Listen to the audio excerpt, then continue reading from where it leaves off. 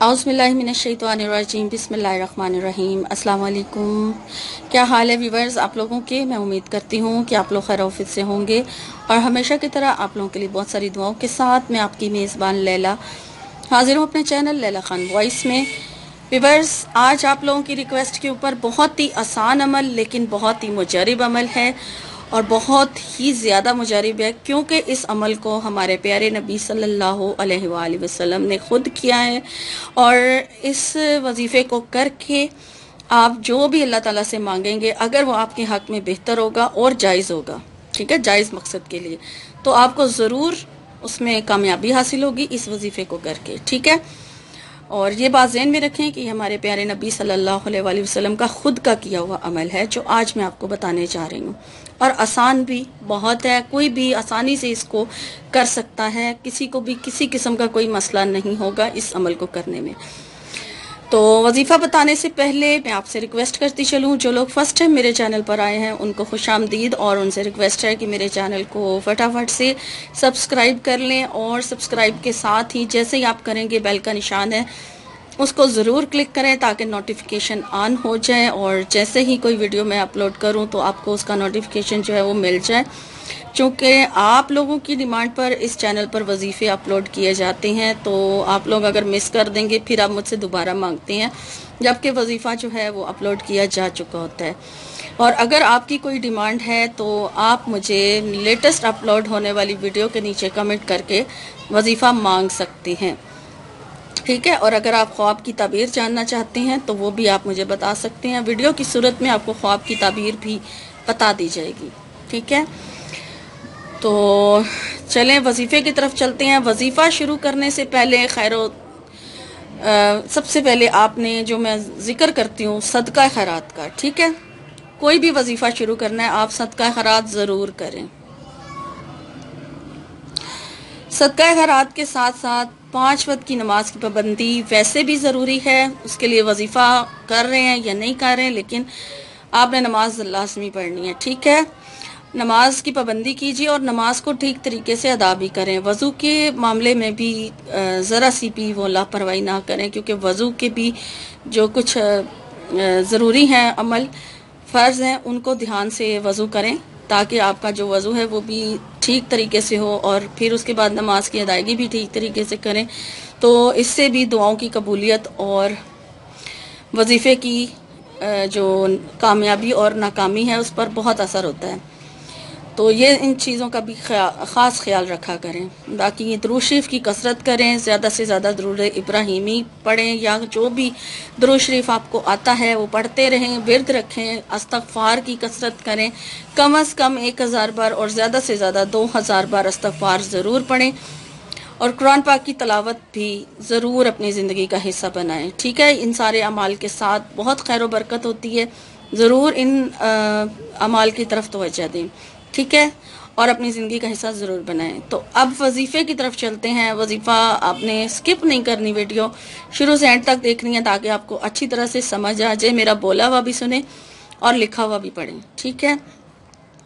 इजाज़त का जिक्र पहले कर दूं, इजाज़त लेने की ज़रूरत नहीं है। नफल नमाज का अमल है और बहुत ही आसान है, ठीक है। नफल नमाज जो है उसी तरीके से पढ़ी जाएगी, यानी नियत आपने करनी है, ठीक है। जिस तरह से नियत करते हैं आपने सिर्फ और सिर्फ स्टार्ट में नियत के साथ सलातुल हजात का इजाफा करना है कि आप हाजत की नियत से ये नफल अदा कर रहे हैं, और जो भी नफल नमाज का टाइम है आप उस टाइम पर इस अमल को करेंगे, और एक दिन में आप डिफरेंट मकासद के लिए, यानी मुख्तलिफ मकासद के लिए आप बार बार भी ये अमल कर सकते हैं।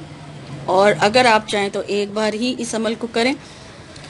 और करना क्या है, नफल नमाज का जो टाइम आप सेलेक्ट करते हैं करें, जिस टाइम पर नफल नमाज पढ़ी जा सकती है। और ये जो अमल है, चूँकि नबी पाक सल्लल्लाहु अलैहि वसल्लम का खुद का किया अमल है, वो या तो 2 रकात नफल नमाज अदा करते थे या फिर 4 रकात नफल नमाज अदा करते थे। मैं आपको 4 रकात के तरीके से बता रही हूँ कि जिस तरह से आप सल्लल्लाहु अलैहि वसल्लम ने पढ़ा है, इस अमल को किया है। جب بھی ان کو کوئی معاملہ درپیش ہوتا تھا، کوئی حاجت درپیش آتی تھی، تو وہ یہ عمل کر کے اپنے رب کے حضور دعا کیا کرتے تھے، اور ان کی دعا تو لازمی قبول ہوتی تھی۔ اور آپ بھی اسی چیز کو ذہن میں رکھیں، اور یقین رکھ کے جب آپ اس عمل کو کریں گے تو انشاءاللہ آپ کی بھی دعا ضرور قبول ہوگی۔ تو آپ نے پہلے درود ابراہیمی پڑھ لینا ہے عمل شروع کرنے سے پہلے۔ اگر آپ اس عمل کو کسی نماز کے ساتھ کرنا چاہتے ہیں تو آپ اسے ظہر کے ساتھ، عشاء کے ساتھ، مغرب کے ساتھ کر سکتے ہیں، یا تہجد سے پہلے، تہجد کے بعد، فجر کی اذان سے پہلے اس عمل کو کر سکتے ہیں۔ لیکن فجر کی نماز کے فوراً بعد آپ اس عمل کو نہیں کر سکتے، کیونکہ وہ نفل نماز کا ٹائم نہیں ہے۔ سورج نکلنے سے پہلے آپ یہ عمل جو ہے نہیں کر سکتے، تو آپ نے اس بات کا دھیان رکھنا ہے، ٹھیک ہے؟ تو اگر کسی نماز کے ساتھ آپ یہ عمل کر رہے ہیں تو پہلے اس نماز کو ادا کر لیجئے، دعائیں مانگ لیں جو مانگنی ہے آپ نے۔ اس کے بعد پھر آپ اس عمل کی نیت سے تین بار یا 11 بار آپ درود ابراہیمی پڑھ لیں، اپنے مقصد کی نیت کر لیں کہ کس مقصد کے لیے آپ اس عمل کو کرنے لگے ہیں۔ پھر اس کے بعد آپ نے 4 رکعت نفل نماز کی نیت سے، صلاۃ الحاجات کی نیت سے آپ نے نماز شروع کرنی ہے، نفل نماز شروع کرنی ہے۔ اور جب آپ پہلی رکعت میں سورہ فاتحہ پڑھ لیں تو سورہ فاتحہ کو پڑھنے کے بعد آپ نے 3 مرتبہ آیت الکرسی پڑھنی ہے، ٹھیک ہے؟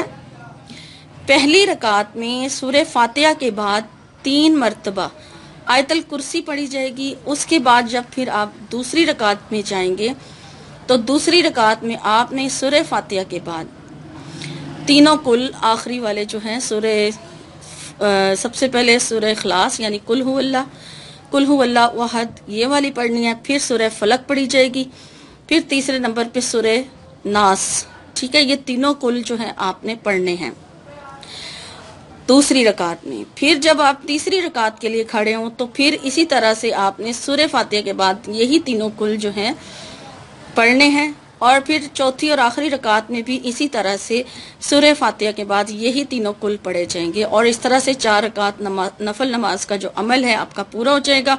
اور جب آپ نفل نماز ادا کر لیں، سلام پھیر لیں، پھر آپ نے اپنے مقصد کے لیے خوب رو کے عاجزی سے گڑ گڑا کے دعا کرنی ہے، اور دعا کرنے کے بعد پھر جتنی تعداد میں آپ نے شروع میں درود ابراہیمی پڑھا تھا اتنی ہی تعداد میں آپ بعد میں پھر درود ابراہیمی پڑھیں، اور اپنے رب کے حضور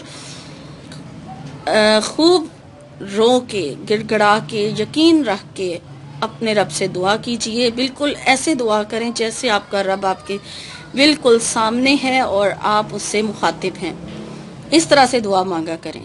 تو انشاءاللہ تعالی آپ جس مقصد کے لیے بھی اس عمل کو کرنا چاہیں، جائز ہونا چاہیے مقصد، تو کر سکتے ہیں۔ مقصد آپ کو خود پتہ ہے، پھر آپ مجھ سے کمنٹ میں پوچھیں کہ ہم اس مقصد کے لیے کر سکتے ہیں، ہم اس مقصد کے لیے کر سکتے ہیں۔ تو جو بھی کہا جاتا ہے، جو بھی مقصد ہے آپ کا، اسٹوڈنٹس کرنا چاہیں اپنی سٹڈی کے حوالے سے وہ بھی کر سکتے ہیں، کوئی اپنی شادی کے لیے کرنا چاہے وہ بھی کر سکتا ہے، کر سکتی ہے، پسند کی شادی کے لیے کرنا چاہیں تو بھی کر سکتے ہیں، کسی کے دل میں محبت ڈالنے کے لیے جس طرح سے آپ عمل مانگتے ہیں تو بھی آپ یہ عمل کریں، بلکہ بہت اچھا ہوگا۔